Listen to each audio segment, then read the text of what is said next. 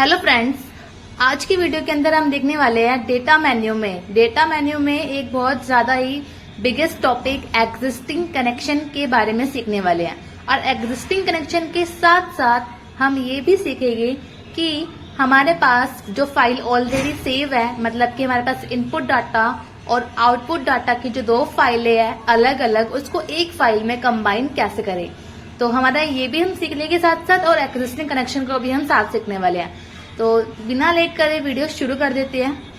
तो देखिए यहाँ पे एग्जिस्टिंग कनेक्शन का जो डिस्क्रिप्शन आ रहा है वो यहाँ पे साफ साफ लिखा हुआ है कि हम डाटा को इंपोर्ट कर सकते हैं फ्रॉम कॉमन सोर्स, मतलब कि जो बनी हुई फाइल है उसको ही हम उसका यूज करके हम कनेक्शन क्रिएट करेंगे। एग्जिस्टिंग मतलब वही फाइलों का यूज करना, ये न्यू कनेक्शन नहीं है, ये एग्जिस्टिंग कनेक्शन है गाइज।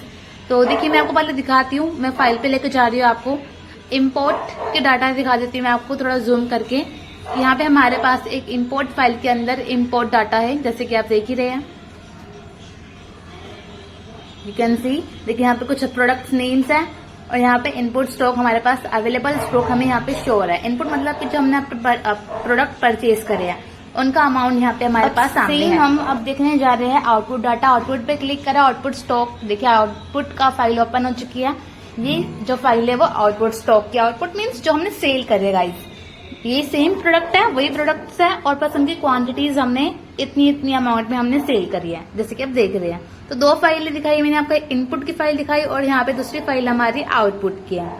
अब हम यहाँ पर जाके एक न्यू फाइल ओपन कर रहे हैं जो हमारी एकदम न्यू है, न्यू शीट है। हमने यहाँ पे न्यू वर्कबुक ओपन कर ली गाइज।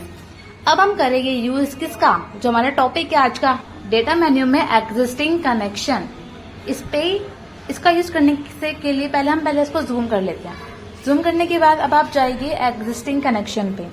एग्जिस्टिंग कनेक्शन पर जाने के बाद हमें यहाँ पे कहीं क्लिक नहीं करना, हमें यहाँ कॉर्नर पर एक ऑप्शन मिल रहा है ब्राउज फॉर मोर, हमें यहाँ पे जाना है। इस पर क्लिक करा, क्लिक करने के बाद आपके पास यहाँ से आपको फाइल सिलेक्ट करनी है बेसिकली।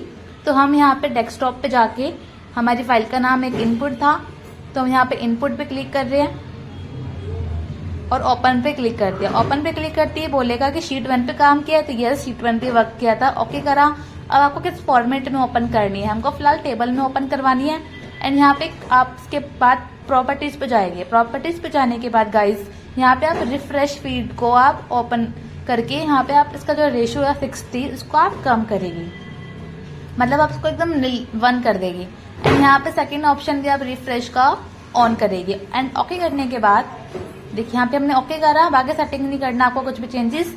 अब आपको इसके बाद ओके करना है। ओके करने के बाद जहाँ पे हमारा कर्सर होगा वहां पर एक टेबल बन के आ चुकी है, किसकी, इनपुट स्टॉक की। अब जस्ट साइड में ही हम यहाँ पे आउटपुट स्टॉक का भी डिटेल लेके आने वाले हैं। डेटा पे जाइए, एग्जिस्टिंग कनेक्शन पे जाइए एंड सेम आपको यहाँ पे कहीं और क्लिक नहीं करना, ब्राउज फॉर मोर पे ही जाना है। एंड यहाँ पे आपको अपनी फाइल सर्च करनी है। हमारी फाइल डेस्कटॉप पे थी और ये मिल गई आउटपुट के नाम से। आउटपुट पे क्लिक करा एंड ओपन पे क्लिक करा। ओपन पे क्लिक करने के बाद सेम हमने शीट 1 पे काम किया था, हमें टेबल फॉर्मेट में चाहिए और सेम प्रॉपर्टीज पे जाके हम यहाँ पे रिफ्रेश को ओपन करके इसको हम मैनुअली 1 भी कर सकते हैं। एंड देन देखिए यहाँ पे सेकंड ऑप्शन भी ऑन करना है रिफ्रेश का। देखिए इससे होगा क्या, चीजें रिफ्रेश होगी, मैं आपको बताऊंगी इसके बारे में। अब हमने ओके करा एंड यहाँ पे रेंज सिलेक्शन है, ओके कर दिया। देखिए जहाँ पे कर्सर था वहां पे साइड में हमारे पास आ गया आउटपुट का स्टॉक भी।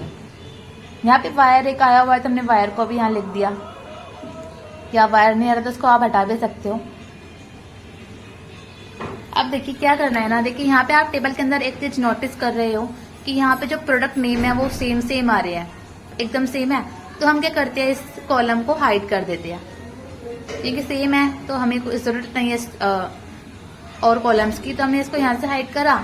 अब यहाँ पे देखिए इनपुट आउटपुट डिटेल आ रहा है और यहाँ पे हमने बताया कि स्टेटस कि कितना स्टॉक बचना चाहिए। इनपुट में से आउटपुट को माइनस करेंगे आप तो यहाँ पे आ जाएगा कि 40 स्टॉक हमारे पास अवेलेबल है। ये तो था, अभी हमने फाइल को मर्ज करा है एग्जिस्टिंग कनेक्शन से। अब इसके बाद आपको क्या करना है गाइस, इसके बाद आपको जाना है अपने रियल वर्क पर। आपको अपनी पुरानी फाइलें खोलनी है, मतलब कि इनपुट डाटा की फाइल हमने खोली, इनपुट स्टॉक में अब हम यहाँ पे कुछ चेंजेस कर रहे हैं। लाइक हमने यहाँ सीपीयू की क्वांटिटी 1000 कर दी है और मॉनिटर की क्वांटिटी 200 कर दी है, सॉरी सीपीयू की 100 कर दिया है। तो यहाँ पे आपने स्टॉक की चेंजेस करा। अब देखिए यहाँ पे क्या हुआ है, यहाँ पे हमारा इनपुट स्टॉक की जो फील्ड में है वो भी चेंजेस अपने आप हुआ, क्योंकि देखिए यहाँ पर 90 भी अपने आप वैल्यूज आ गई स्टेटस पे, हमारा फॉर्मूला भी अपने आप जनरेट हो गया है। हमने रिफ्रेश का ऑप्शन ऑन किया था तो देखिए यहाँ पे इसलिए रिफ्रेश हो रहा है। ऐसे सेम आप आउटपुट पे जाके भी चेंजेस कर सकते हैं। ये देखिए आउटपुट पे गए, मतलब जो हमने सेल करे हैं प्रोडक्ट्स उसके लिस्ट आ रही है, पुरानी फाइल में हम चेंजेस कर रहे हैं। हमने यहाँ बताया कि हमने 100 सेल करे हैं, ठीक है। यहाँ पे आपने ये टाइप करा, अब देखिए इसको मैंने मिनिमाइज कर दिया। अब देखिए यहाँ पे आउटपुट स्टॉक में चेंजेस हुआ क्या? नहीं, यहाँ पर तो चेंजेस नहीं हुआ। तो अगर आपके किसी में भी ऐसा कुछ हो रहा है तो आप क्या करिए, चेंजेस नहीं हो रहा तो आप डेटा पे जाइएगा, इस डेटा पे जाके आप एक बार रिफ्रेश कर दीजिए।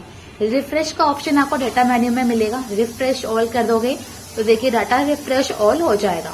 बाई चांस कभी कभी ऐसा होता है, बट नॉर्मल वे में नहीं होगा। अगर आपके साथ भी हो रहा है ऐसा तो आप रिफ्रेश करके डाटा को अपडेट कर सकते हैं। आई होप आपको एग्जिस्टिंग कनेक्शन का पूरा टॉपिक समझ में आया होगा। अगर आपको वीडियो अच्छी लगी तो वीडियो को लाइक करें, चैनल सब्सक्राइब करें और भी लोगों तक पहुंचाए। एग्जिस्टिंग कनेक्शन का यूज काफी इजी है। Thank you for watching guys.